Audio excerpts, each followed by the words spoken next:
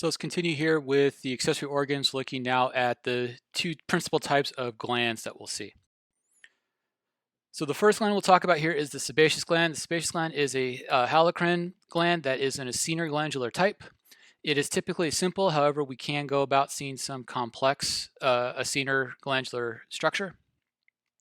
All sebaceous glands are associated with hair follicles, and they're going to be producing an oil that is referred to as sebum. Now, the sebaceous glands are associated with hair follicles, but they will also be involved with excretion of materials that are lipid soluble, that are coming from excretion from the liver. The sebum itself will waterproof the hair shaft itself, but it will also waterproof the superficial layers of the epidermis. It creates the waterproofing barrier that we see around the hair as well as around the epidermis. And so if we look at the sebaceous gland is always going to be associated with the hair follicle. In fact, the hair follicle itself would be growing through the gland itself. The gland itself is highly capillarized. However, it's not as highly capillarized as, it doesn't have as much capillaries as the sudoriferous glands do. But it still has quite a bit of number of capillaries heading into the sebaceous glands. The sebaceous glands will be producing the sebum that the hair is going to grow through, and will produce the waxy covering of hair to keep hair intact, as well as produce the oily film that sits on top of the skin and serves as a water protecting agent. Which takes us to the next type of gland, the sudoriferous glands. There are various types of glands that we see that we reference as being sudoriferous glands. The predominant one that we think about is the one that we see on the surface of the skin, which we refer to as the sweat gland. Most sudoriferous glands are open duct glands, which means that they have an open duct network heading into a cluster of secretory cells. The secretory cells typically form into either a coiled or tubular coiled region, or form into a tubulo-acinar region. We will see different types of things being produced based off of the different types of sudoriferous glands. Most of the sudoriferous glands that we see, however, will be involved with the production of a viscous solution known as sweat. Sweat is a solution of proteins, salts, water, and waste materials, metabolic wastes, that sit on the surface of the skin. It has a very similar chemical composition to what we see in urine without the same level of urea. However, it has the same level of other metabolic wastes within it. These metabolic wastes will flow across the skin surface and allow for evaporative cooling. The sudoriferous gland density that we have comes about through some of the evolutionary advantage that we have.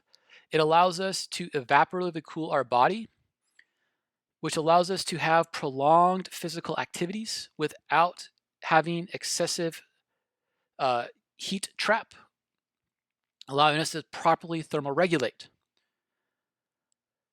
In order to properly thermoregulate, we have to make sure that the density of hair around the sudoriferous glands is low, as hair will act as a wetting blanket and will trap heat in the areas and not allow for effective cooling to take place. If we look at the prototypical sudoriferous gland, this is what we look at. What we have in the epidermis is what's referred to as the spiraled duct region. Within the dermis, we have what's referred to as the straight duct region. And then we get to what's referred to as the coiled duct region. The coiled duct region is where we get interaction with capillaries, where we will have filtration and excretion taking place. The rate at which these cells will be able to produce sweat is based off of the rate of flow through the dermis. One of the things that happens when we start having improper thermoregulation is we start having the skin turn into a ruddy color, starts turning red. And the reason for that is because we're increasing dermal flow so as to increase the amount of sweat that is being produced. We are constantly producing sweat. We are constantly producing sweat either through eccrine or apocrine sudoriferous glands. The ability to actually see the droplets of sweat is based off of how well you're able to thermoregulate.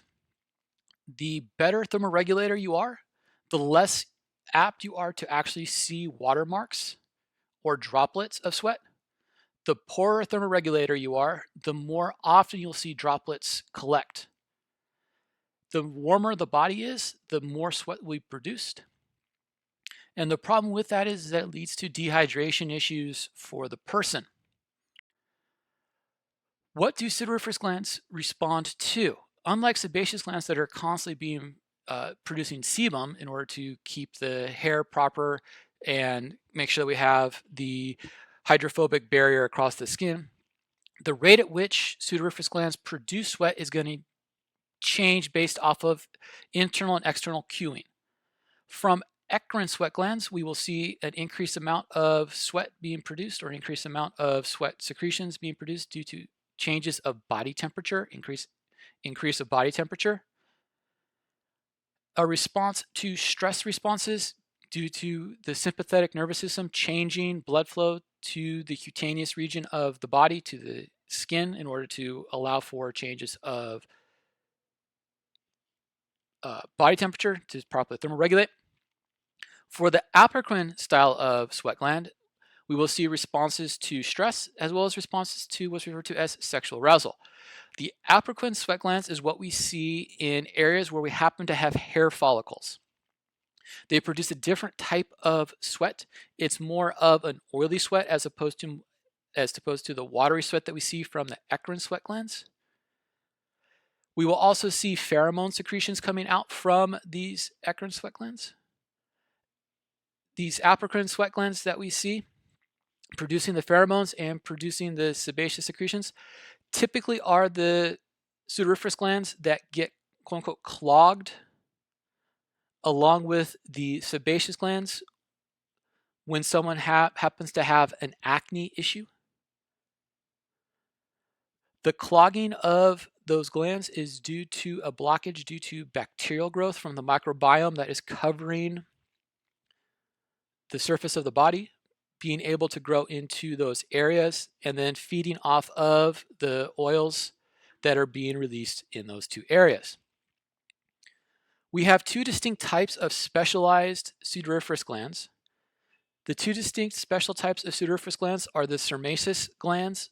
The seromaceous glands secrete serum, which is the earwax that we see within the auditory canal, the external auditory canal.